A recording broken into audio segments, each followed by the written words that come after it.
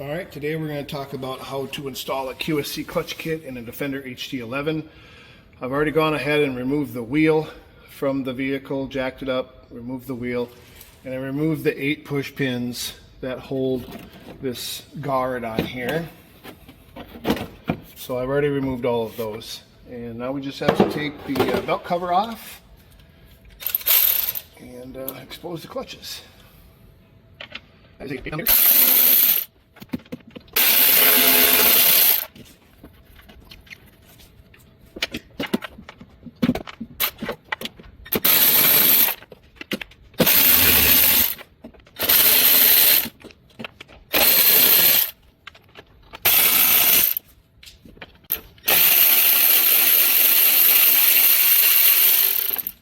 I've only got half of my bolts in because I got this cover off on and off so many times.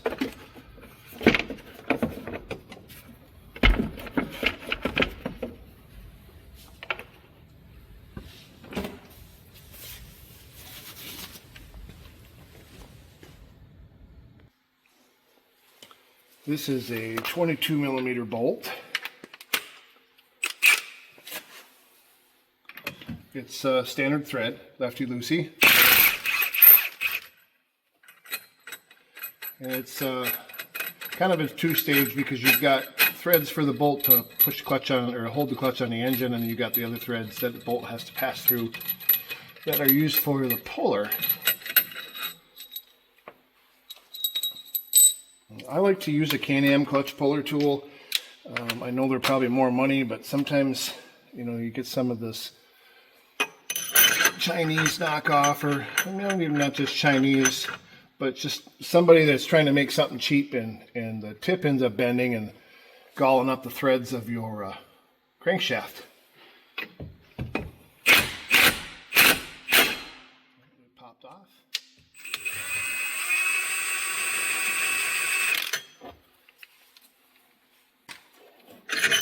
Now, to take this off and not have to need a belt tool to put your belt back on when you're done, if you hold the belt into the secondary, get your clutch clear, leave the belt stuck in there like this. When you go to put that back on, now your secondary hasn't closed up all the way, so you'll be able to put the clutch back into the belt and slide it right back on the crankshaft. Alright, so after you get your clutch off the machine, you bring it up to the bench, and we have to compress this movable sheave.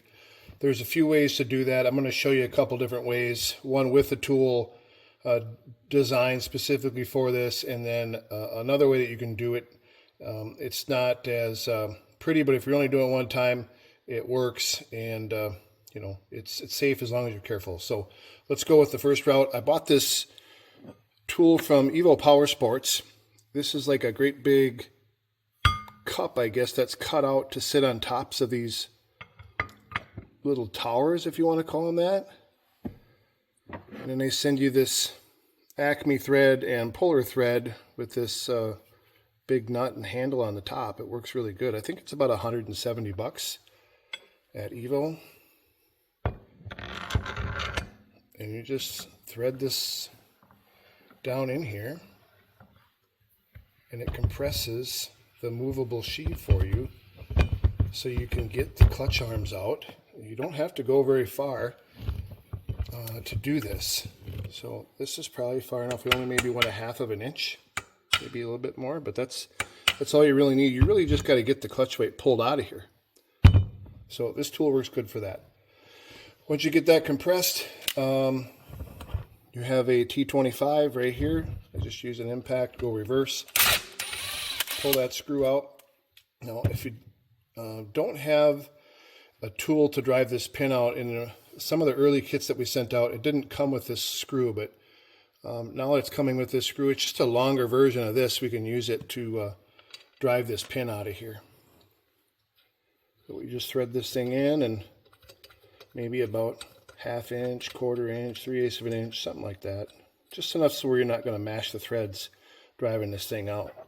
Grab a punch that's small enough to fit inside of here, and I just hold this with one finger and hit the back of the punch with the other, and it drives these pins right out.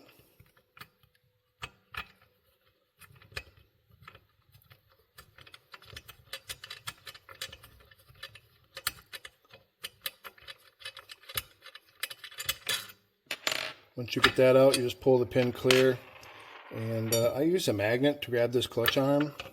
It just pulls it right out the side. It's really not that difficult. And all right, well, let's grab the kit and let's start installing clutch weights.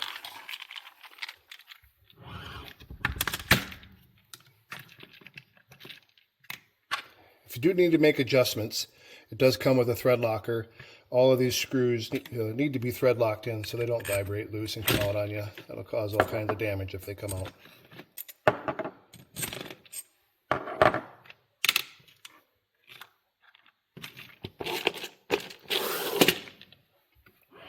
All right, back to this again. So same thing, up inside of here, there's a hole. You can see it way back. Get this right here, way back here. There's a hole in the spider to allow the tip of the weight to stick in there. When you install the weight into that, it has to go into that hole or the pin won't allow it to go through. So again, the best way to do that I have found is with the same magnet. Stick it right to the back of the clutch arm, and it will let you just put that weight right in there. The tip went right into that hole, and reinstall the pin. No problem. Reinstall your screw that you took out from the factory. If you don't have this, if you got an earlier kit and you don't have this screw, you can still use this one. We always just threaded it. When I first started doing these, I just would loosen it 4 revolutions, and that was enough to still engage enough thread to get the pin started moving. I drove it tight until the head hit the casting, and then I backed off 2 more turns, tapped it again, and after like the 3rd time, the pin you could take out with your fingers. So you don't need this, it just makes life a little easier. We're just going to reinstall this screw. And I always use my impact to drive it down kind of close, but not all the way. I don't want it to go tight yet. I just get it close so it's still sticking out a little bit there. And torque spec on these is 4 foot-pounds, and I think that equates to 48 inch-pounds. This is an inch-pound torque wrench. So we'll just torque this down until we get to 48. Now as you're tightening here, you can see that it's drawing that pin in. It's only press fit on this side, and it's a slip fit on this side.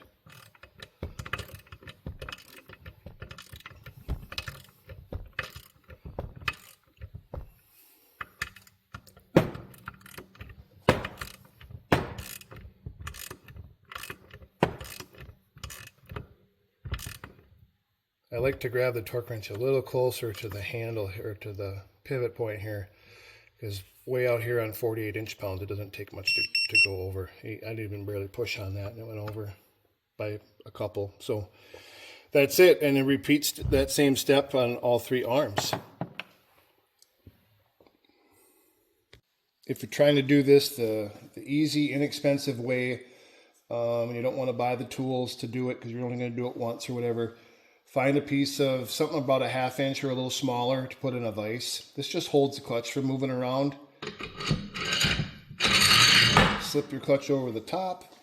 Get yourself a screwdriver that's got about a 1/4 inch diameter here. And then a small pry bar works the best, but the pry bar works better than a flathead screwdriver because you got this hinge point and it doesn't want to slip off as easy. And there's a little spot right inside of here that pry bar fits into. I don't know if you can see that or not, but essentially you just pry this thing down like this, grab your screwdriver, stick it in there, and now it'll hold it open for you, or closed, I guess. Hold closed so you can swap out your other 2 shift arms, and then repeat the process, move the screwdriver, so then you can do this last one, and that's it. It's a done deal. Let's go put it back on the machine. All right, so we got our clutch weights put in, and we are back here getting ready to install this again. So our belt is still in place, and I kind of do the same thing, except in reverse. Make sure that stays tight. And get your belt or your clutch put back in here without the belt coming out of the secondary. Keeping some tension on it, you know.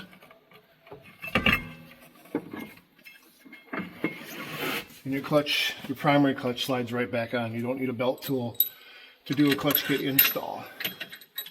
If you want to, you certainly can, but in this case, you don't have to. You thread this back in, and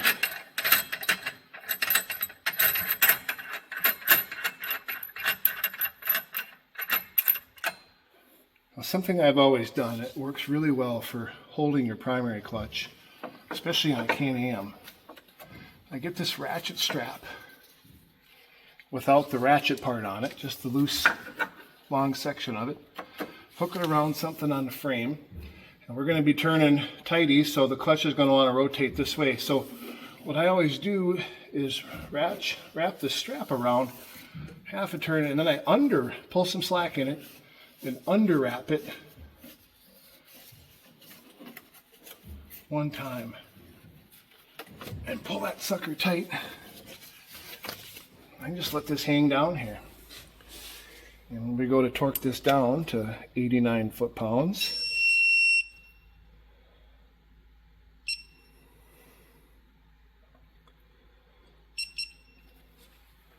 this will hold your clutch in place.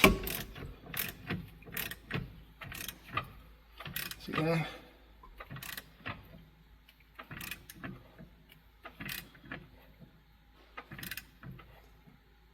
That's an inexpensive way to do that.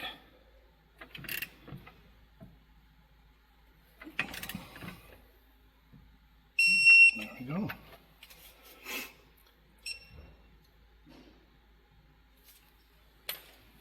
And I just rotate this clutch forward a little bit and get some of that pressure off. And then you can peel this back out of here. And that's it. All right, once we got that all on, we'll have to grab our belt cover and put it back in place. Kind of reverse the way we took it out.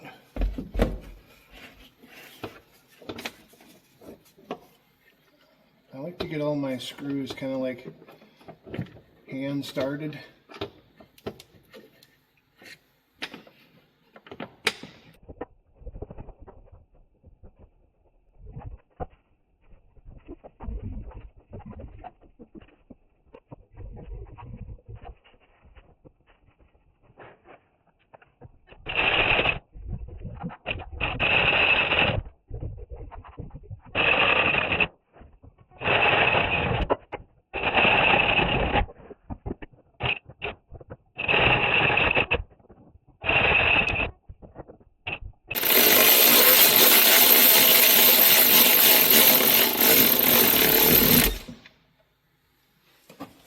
Got one of these little swivel drives. It works pretty nice for doing belt cover bolts. Snap-on makes this one. It's just because I do this all the time, it's just super handy, but I would assume a regular swivel would work fine as well. But other than that, that's it, guys. So belt cover's on, we put the wheel back on, and time to go riding.